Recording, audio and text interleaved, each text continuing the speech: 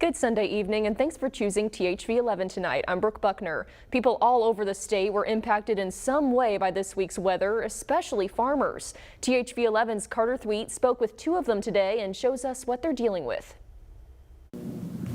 It's all under. What you're looking at now isn't a lake, it's Chris Schaefer's rice fields in Faulkner County, completely underwater. He says he went to check his other operation north of Conway Sunday morning, and it was even worse. It was a solid lake from one end to the other, but we'd moved equipment to higher ground and hadn't planted a crop out there yet, so we're still in the game. That sentiment echoed by Joe Thrash, another Faulkner County farmer. The fields where his cows graze were partially covered by floodwaters, which is why moving the cows to higher ground was top priority before the storm. That's part of what we do for our livestock before our crops and stuff. You know, we just we try to avoid anything that we can foresee a problem with as far as planting and stuff. We kind of quit planting when we see a big heavy rains like this coming on. Both Thrash and Schaefer say other than all the preparations they had to make, this storm didn't set them back too much, mostly because they've still got some time before they absolutely have to plant. We still got a lot of time to get some corn and rice planted, and you know, prime time really for us is middle April, so we're not there yet. So both farmers are left waiting for these floodwaters to die down. And they're checking the forecast to see if there'll be a good time to plant before that mid-April sweet spot. Fortunately, it's nothing they haven't been through before. Well, if you farm on the Arkansas River, you tend to know what flow or the height of the river and what to do. We do get rains off and on, and we have to work around them, work with them. You know, it's just something you have to deal with. Mother Nature. In Faulkner County, Carter Thweet, THV 11 News. Carter, thank you. Schaefer's also told us it could have been worse. They thought the Arkansas River would get even higher than it did, which would have led to even worse flooding and him having to move his cattle to a safe spot.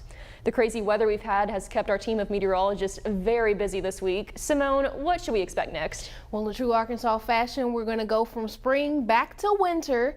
We got a bit of a frost and freeze potential across the state for tomorrow morning. Now in northwest Arkansas and those higher elevations in the Ozarks, looking to see a freeze warning. In some of the River Valley into north central Arkansas, we have a frost advisory that does include Stone County, Van Buren County, down to Pope County, down to Polk County as well under that frost advisory, and that's going to be from 2 a.m. to 9 a.m. when we're expecting a frost. Temperatures between 32 and 36 degrees are expected, but it won't be cold all day. We are looking to warm up to those 60s tomorrow afternoon. Ooh, not 6 degrees, looking to get up to 64 tomorrow with that sunshine in the afternoon. So the sun is coming back tomorrow. Things are a little bit cooler than what's considered the norm in the middle of April, but we will warm up through the week. Your 11-day outlook is coming up in just a few.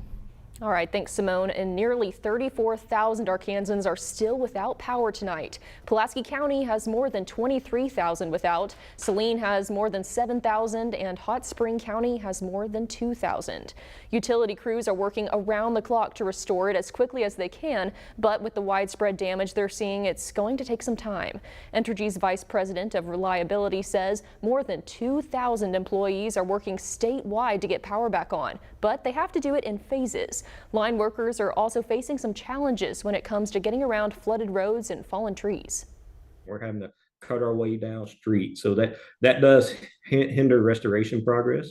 We have large equipment to help us with that, but the flooding is a unique challenge. When this is flooded as we have, and you know, some areas the roads are washed out, it's a unique challenge for us that we're working through. So it's going to take us a little bit longer, but we're confident we're going to get them restored.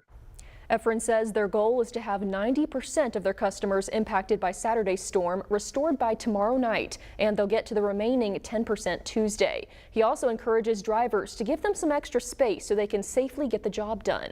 And we know that a few schools will start late or be closed altogether tomorrow. Arkansas Lighthouse Charter Schools, Bauxite Public Schools, Jacksonville North Pulaski School District, and the Malvern School District will all be closed.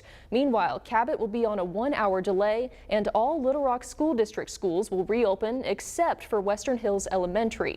Lone Oak will also be on a 2-hour delay. We're not the only ones hit by severe weather over the past few days. CBS's Dave Malkoff has more on the devastation left behind, not only here in the natural state, but Mississippi, Tennessee, and Kentucky as well. An outbreak of deadly tornadoes batters the South and Midwest, leaving a wide swath of destruction across 10 states. In Mississippi, residents woke up to destroyed homes and splintered neighborhoods after nearly a week of nonstop tornadoes. Many communities, including Tennessee, are bracing for more flash flooding. In Kentucky, a building was floating down the river, the torrential downpour causing widespread flooding. It's overwhelming. Arkansas, also hit by life-threatening weather. A freight train derailed after heavy floodwaters washed out a bridge. On the Arkansas-Missouri line, there's so much wind and rain, it's producing waves on this field. These rains are so relentless, a FEMA search and rescue team from Nebraska is here to help. We went along with them on a mission. You think someone needs rescued from that house? It sounds like it, yeah. So here you can see a good picture. Basically everything besides from these trees, none of that water is supposed to be there. This was the house in the middle of the flood. The sheriff's department cleared it. If they're out of there, the life safety, is no longer an issue, which is everybody's primary goal. They probably said it'll just never be able to be back. Today we stand here almost exactly 2 years later with the knowledge that not only is it back, but it's better than ever before, better than it ever could have been dreamed to be. Former Governor Mike Huckabee speaking today at the Roller Chenal Funeral Home's grand reopening. You may remember the building was destroyed by the tornado that came through Little Rock 2 years ago. At today's event, staff gave a guided tour to show off what they say is the newest and most advanced funeral home. Huckabee says he's thrilled to see the funeral home back up and running because those who work in the business have a very important role in the community.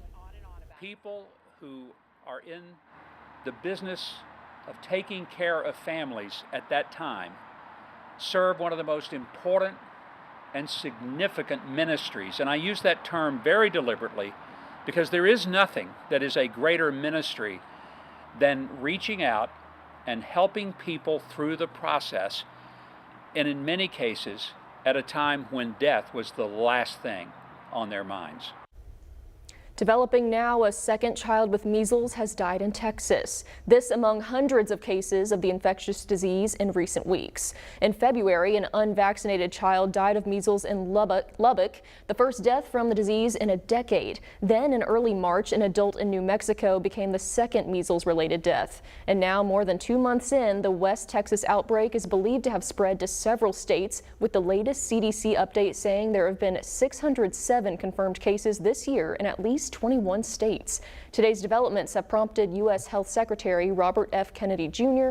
to visit West Texas, who has previously not been sold on the vaccine. And the problem with the measles vaccine is that it's a leaky vaccine. It doesn't provide sterilizing immunity, which means for a large percentage of the people who get that vaccine, it will wane in old age. There have also been reported cases in Canada and Mexico, with officials believing the West Texas outbreak may have started due to travel into Canada. President Trump spoke on the death today as he returned back to the White House from his Mar-a-Lago home. He says the administration will wait and see before taking any action. It's so far a fairly small number of people relative to what we're talking about.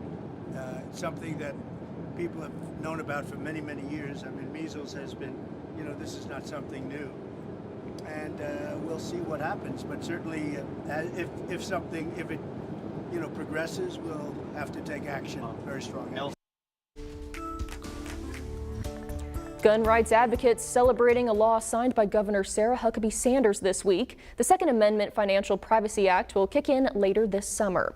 It bans financial institutions like your bank or credit card company from tracking firearm or firearm-related purchases. It also bans the government from having any records of firearm ownership except for weapons reported stolen. It only applies to in-state purchases. The Attorney General will be in charge of enforcing the law.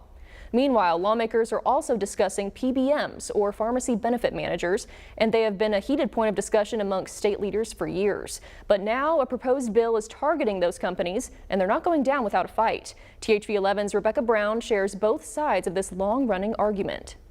CVS Pharmacy is fighting back against a piece of Arkansas legislation. We follow all Arkansas law, and we have no steerage. We reimburse appropriately. Chief Pharmacy Officer Lucille Ochetta says she's warning Arkansans about a bill fast-tracked by state lawmakers that targets pharmacy benefit managers. And also, it's going to force us to close 23 of our CVS pharmacies. It hurts your economy. We're going to have 600 individuals lose their jobs. It's going to cost Arkansas employers more than $6.6 million in increased healthcare costs. If approved, House Bill 1150 would prohibit PBMs from obtaining a pharmacy license here in Arkansas. That would stop them from being a price setter and price owner, but Ochetta says there are unintended consequences that would come with that change. There'll be patients that will not have specialty services. It's just a lot of disruption, a lot of harmful care to patients. I would say it would be a catastrophic healthcare crisis that you will have. Supporters of the bill, like John Vincent with the Arkansas Pharmacists Association, says it will create a fair system. Because the conflict of interest that has grown from the fox guarding the hen house, where the company that sets the price of the medicine decides what pharmacy can be used, is also owning pharmacies and setting prices and terms that are more favorable to themselves at higher prices.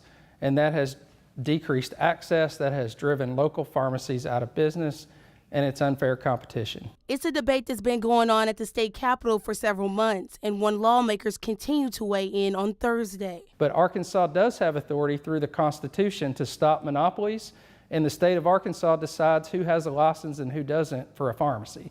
And the way to implement a law to stop that practice is HB 1150. In Little Rock, Rebecca Brown, THV 11 News. According to the bill, PBMs will still be able to operate a business in Arkansas. They will just have to choose between being a pharmacy or a PBM. The bill is expected to go before the Senate Tuesday. And this week, lawmakers will discuss many other bills, including House Bill 1139, also known as the Release Time Education Act. It would allow students to be excused from class to attend religious or moral instruction for 1 to 5 hours per week. Next is House Bill 1717, or the Arkansas Children Teens Online Privacy Act. This bill sets strict rules for how websites, apps, and other online services can collect and use personal data from kids 12 and under and teens 13 to 16 in the state. It requires companies to get clear permission from a parent or a parent of the teen before collecting or sharing their personal information, and has already been passed in the House. There will be, of course, many other bills discussed, so stick with us for the very latest on what bills get passed. And an update tonight in Pine Bluff, as Deputy Chief Shirley Warrior, who you're seeing on your left, has been announced as interim police chief. And Randy Compton there on the right has been announced as interim fire and emergency services chief. This comes roughly 2 weeks after both of the former chiefs were let go. Well, our friends to the north are dealing with a frost and freeze in the morning, but it'll still be chilly here in central Arkansas. I'll tell you how warm we're getting tomorrow, as well as the week ahead coming up after the break. And the Barkus on Main Dog Parade returned today, and Little Rock's pups were out strutting their stuff. Dog lovers, you'll want to stick around. You don't want to miss it.